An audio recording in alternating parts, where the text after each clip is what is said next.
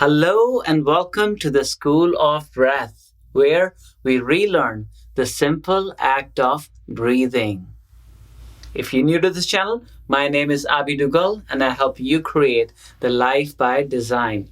In this video, we talk about our 7-body system and we'll bust that myth that we are only our physical body. And if you stay around until the end of the video, we'll give you a little experimentation of how you can see the etheric body with your own eyes.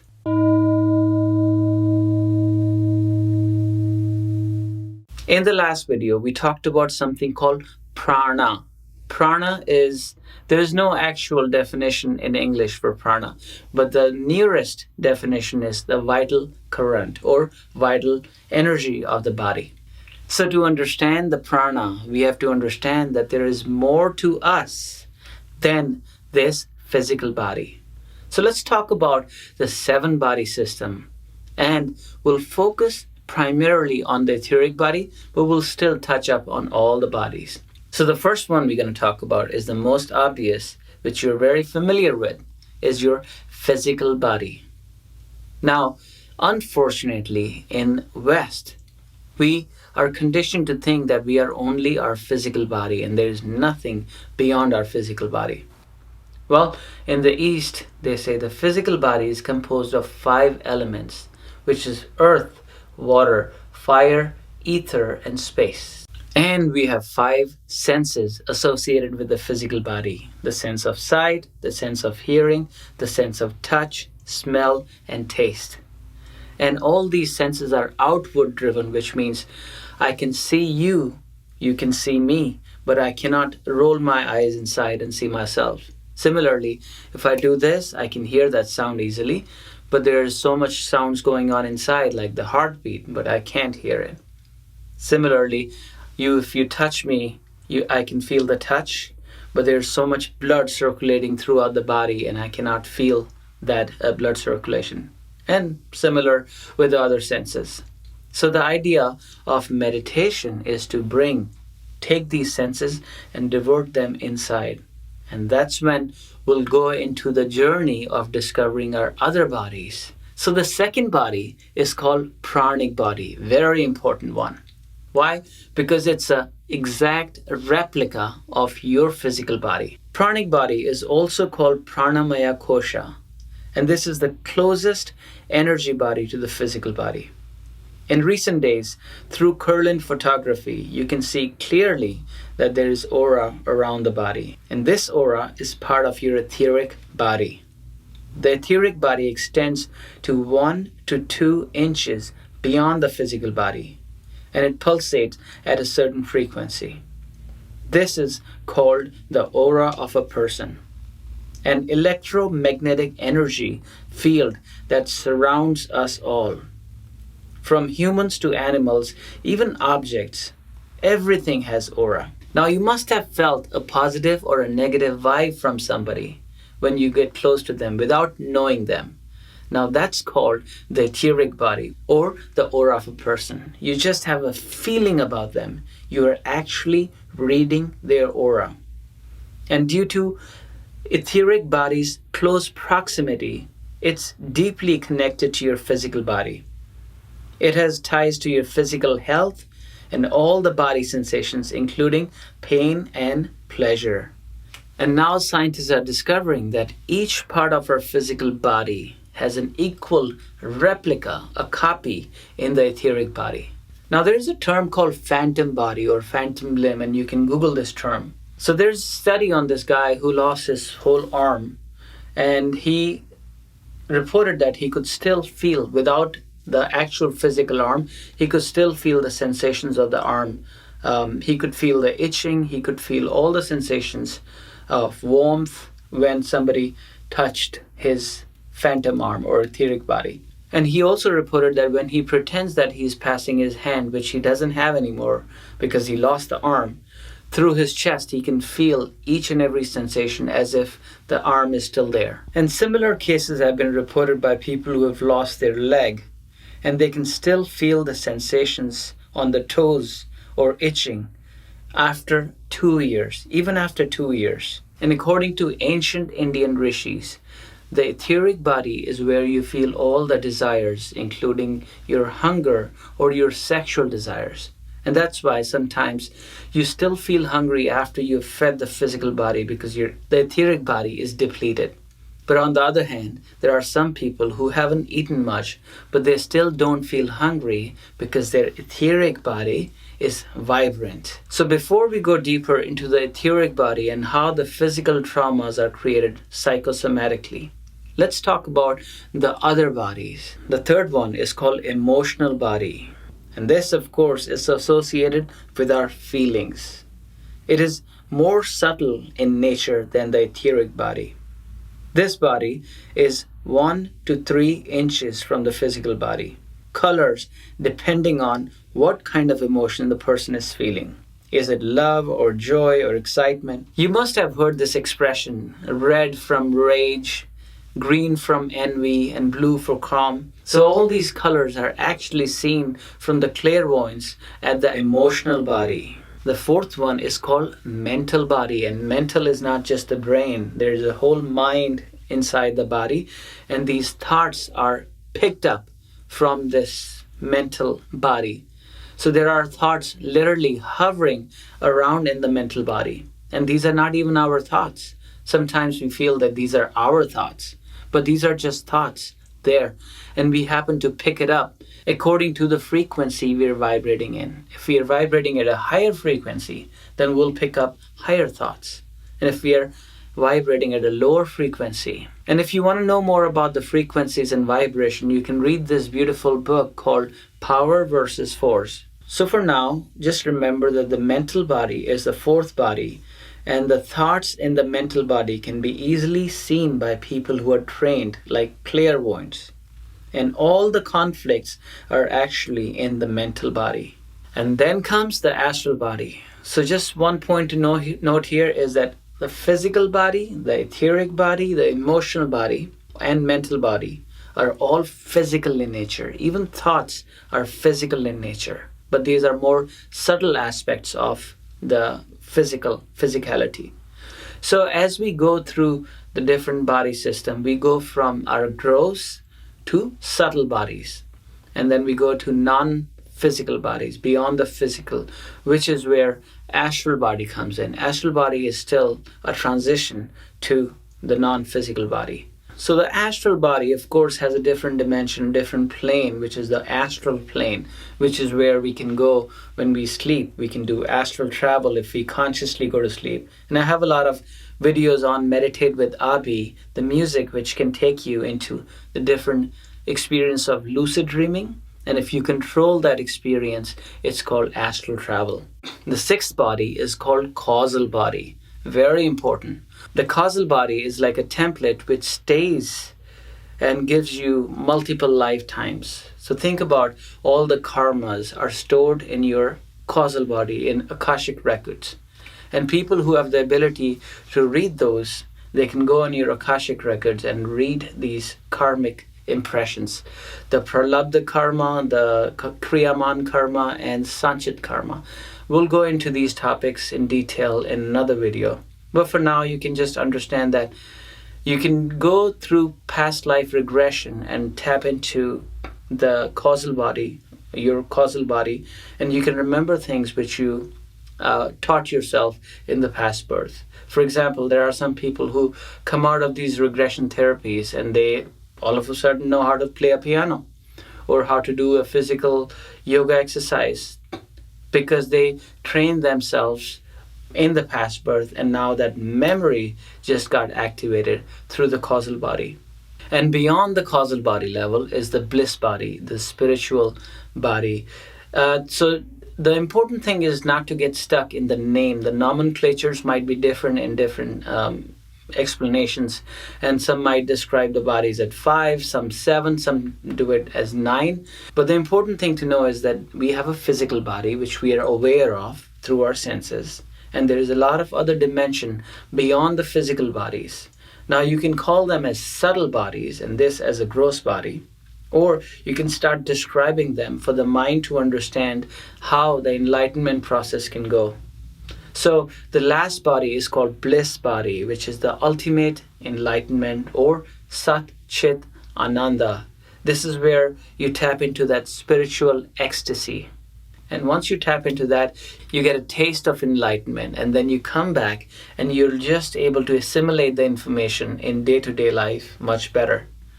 So these were the 7 body systems I described. Now let's go back to the etheric body. So the idea is that the spiritual energy flows through the higher bodies to the physical body eventually.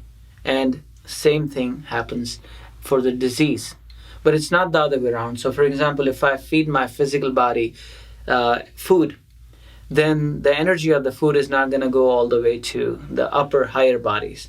But if I meditate and I get my spiritual body or bliss body nourishment, then the effects of this physical are going to percolate all the way down to the physical body. And that's why meditation is so important, because it works on the higher dimensions. So through the meditation, for example, you can know how to structure your thoughts, your mental body becomes stronger, then you can have your emotional body become stronger, then you have your etheric body becomes stronger, and then eventually it's going to benefit your physical body. But let's go deeper into the etheric body and understand how do we get the diseases. Now the most important lesson here is that the etheric body is a mirror image of the physical body, but there's a delay. And this delay is because of the physical reality we live in. So any traumas inflicted all the way to your causal body or emotional body or mental body will eventually show up in your etheric body. It'll leave patches on the disturbances on the etheric body. And then eventually it's going to percolate into your physical body as a disease. So growing up in India, I came across a lot of healers who trained themselves to see your etheric body. And they'll tell you that in 7 days, if the problem is not fixed, you're going to have a very bad stomach ache. Because they were able to see that the problem has already manifested in the etheric body. And now it's just a matter of time before it manifests in your physical body. So to understand the prana and the etheric body, let's take an example of irrigation system. Now in the irrigation system, you'll notice that there are 2 strategic things. First, how the water is sprayed to reach every part of the field. In our case, it's our body. What water is to the irrigation system, prana is to our etheric body. And the second is that channels are strategically created to transport water from one part to another in the field. And in the same way, in our etheric body, these physical channels are called nadis. These are not physical, these are etheric in nature. But they say that there's 72,000 nadis, channels, which are carrying the prana, the energy from different parts of the body, to different parts of the body. Now to understand the nadis, the channels, it's important to know that there's major nadis and minor nadis, the smaller ones and the bigger channels. Now the most important 3 nadis, channels, in the etheric body are called Ida, Pingala, and Sushumna. But now the important point to understand is as you take a deep, long breath through the nose, a yogic breath, what's happening is as you physically taking the breath in, your etheric body is processing, extracting prana out of the breath. So think about the prana enters your physical body and etheric body through the breath. So it uses, in Indian scriptures, it's called that prana attaches on the physical breath. Oxygen and nitrogen we breathe in, and it uses it as a vehicle, just like we go from point A to point B sitting in a car. The prana sits on the breath, and as we do deep breathing, the prana gets circulated all the way throughout our whole body. And as we breathe slow, deep, long breaths, it gives the body, the physical body and etheric body, time to process that prana. That's why we should always be breathing from the nose, because there is a channel here, and it takes time because the opening is limited as opposed to the mouth. If you breathe in from the mouth, then you process, there's no time to process, and it's like drinking out of a hose. So as you breathe from the nose slowly and deeply, and hold the breath in, called kumbhak in Sanskrit. Then it gives the body time, etheric body, time to process, to extract the prana out of the body. And so our etheric body is nourished. Now, where do we get prana from? We usually get prana, the main source of prana is the sunlight. That's why in the yoga culture, the sun gazing is so important. But we also get prana from the food we eat, the water we drink, the air we inhale and exhale. So as we eat the food, let's say if you're a vegetarian, you're eating vegetables. The plants and vegetables are getting the prana from the sun directly, and then you're eating the plants and vegetables, and then that's how you're getting the prana. But by the time you eat the plants, the prana is processed in the plants. It's already processed and it's depleted to a certain level. And if you're eating animals, then the animals eat those plants and the prana is even more depleted. And then there's carnivore animals which eat the other animals. And then the prana basically in this hierarchy gets depleted and depleted. And that's why they say the best source of prana is the sunlight directly. The second best is the plants and vegetables to nourish your etheric body. And if your etheric body is high and vibrant, then you'll feel good about your physical body automatically. Now, it's really important to know that as the blood is pumping through the body without any blockages, it prevents any pressure on the heart. Similarly, it's important to make sure that the nadis, the energetic channels, don't carry any blockages. Now, how do we study the blockages of the nadi? How do we perceive it? Well, that's why we transition into the world of chakras. We can see the chakras. There's people who have developed clairvoyance and they can see the chakras easily. And today I want to do an experiment with you so you can see the etheric body of a person, for example, me. So that's why I wore this black, so it's less distracting. And what I'm going to do is I'm going to take off this scarf and have you look at me from a peripheral vision. What does that mean? Basically, you're bringing all your awareness right here on the third eye, my third eye. So let's do an experiment to watch the aura. And just believe, they say in this world of etheric body on different plane, whatever you say comes true. It's called in Sanskrit tathastu. So be it. If you say you cannot see the aura, you would not be able to see it. But if you say to yourself, even with the words, that you can, then you'll surprise yourself. So what I want you to do is take a deep breath first. Take a deep breath all the way into your belly. And as you exhale, start pulling the belly up, diaphragm up, exhale fully. Inhale on a count of 5, 4, 3, 2, 1, hold. Exhale, 7, 6, 5, 4, 3, 2, 1. One more time.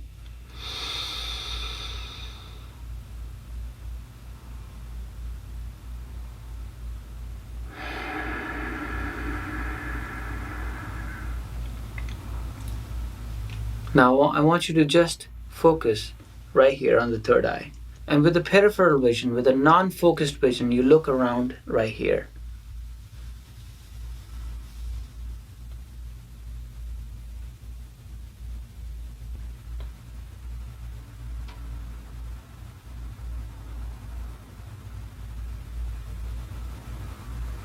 Continue watching my third eye right between my eyebrows. Focus there, and with the non-focused vision, look around.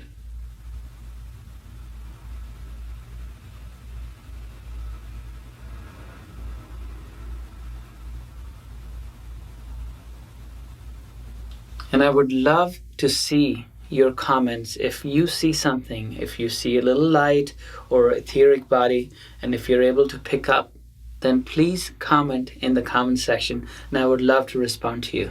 And if you got any value out of this video, first, I'd like you to comment on it and let me know.